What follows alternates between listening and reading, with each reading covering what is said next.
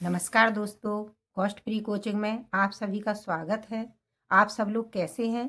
आशा करती हूँ कि आप सभी स्वस्थ होंगे। और आज मैं पढ़ा रही हूँ आप लोगों को हिंदी।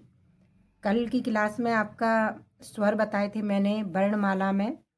हिंदी व्याकरण की मेरी क्लास है, उसमें अब वर्णमाला चल रहा है। वर्णमाला में आपको स्वर बताया था। स्वर में आज मैं प्रारंभ करा रही हूँ जहाँ से छूटा था। व्रतमुखी हो चुका, व्रतमुखी हो चुका है। आज बता रही हूँ जिह्वा के आधार पर स्वर के कितने भेद होते हैं। चलिए तो बताती हूँ।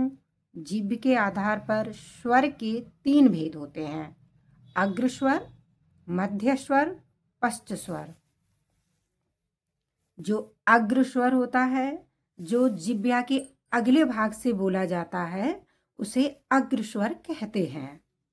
और मध्य स्वर, जिन स्वरों को बोलते समय हमारी जीभ का बीच का भाग काम करे, उसे मध्य स्वर कहते हैं। पश्च स्वर, जिन स्वर को बोलते समय हमारी जीभ का पिछले भाग का काम करे, उसे पश्च स्वर कहते हैं। चलिए अब इनके मैं आपको उदाहरण बताती हूँ। जैसे आप अपना प्रैक्टिस कीजिए। आगे आप बोल रहे हैं अग्र स्वर। अग्र स्वर के लिए आप बोलेंगे ई, बड़ी ई, ए, ऐ,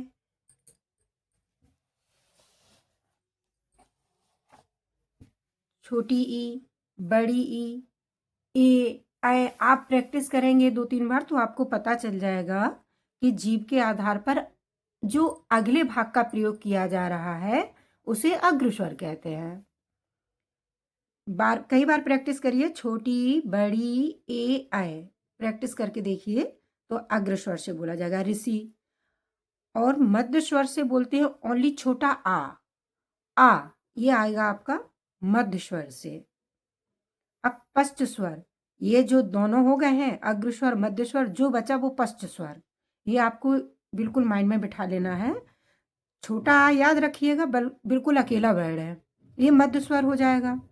अब ई, बड़ी ई, ए, ऐ और ऋषि, ये आप 5 वर्ड याद कर लेंगे, आपको बिल्कुल इजीली याद हो जाएगा। ये अग्र स्वर हो गया, ये मध्य स्वर हो गया। 6 शब्द आपने 6 वर्ड याद किए।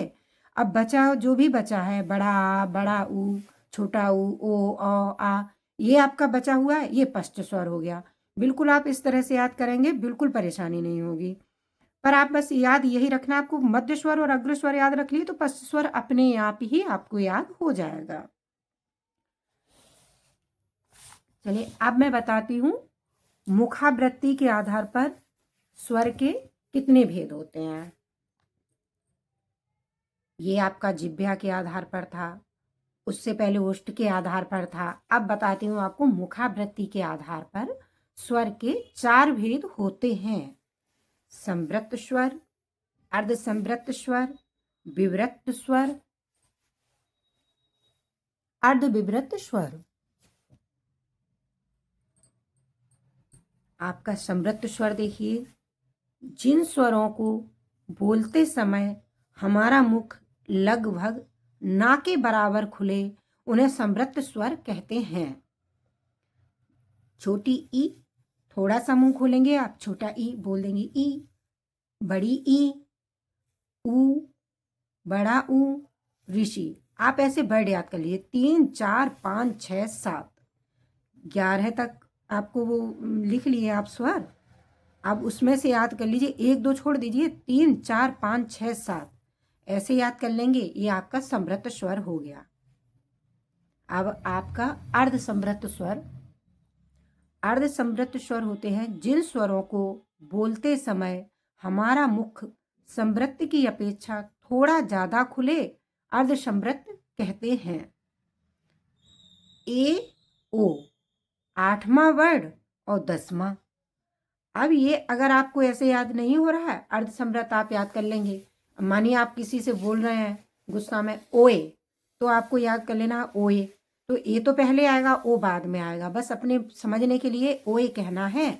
और 8वां ए और 10वां ओ, आपको ये याद कर लेना है ओए। तो आपका अर्धसंवृत्त बिल्कुल कंफर्म हो जाएगा। अब आप देखिए विवृत्त स्वर। विवृत स्वर जिन स्वरों को बोलते समय, मैंने 2 नंबर इसलिए रखा गया है, जैसे कि ये 2 हो गया, आगे विवृत में वो अर्ध संवृत में बताया था 8, 10, इस तरह से ये 2 नंबर है। अर्ध विवृत स्वर जिन स्वरों को बोलते समय हमारा मुख विवृत की अपेक्षा कम खुले, अर्ध विवृत स्वर कहते हैं। आ, छोटा आ, ए, आओ, 1, 9, 11 आप इस तरह से याद रखेंगे ना। ऐसे आप अगर भूल जाते हैं छोटा आ है कि बड़ा आएगा, अर्ध विवृत में क्या आएगा, आप अर्ध विवृत के लिए याद रखिए 1, 9, 11 है अर्ध विवृत, और बड़ा आ विवृत, और 8, 10 ओए अर्ध संवृत, और जो भी बचा वो हो गया संवृत स्वर। तो चलिए आज मैं आप लोगों को यहीं अपनी विराम देती हूँ। धन्यवाद। अगर आपको मेरी वीडियो पसंद आए तो लाइक, शेयर, सब्सक्राइब करिए और बहुत सारा प्यार दीजिए, अच्छे अच्छे कमेंट करिए। धन्यवाद।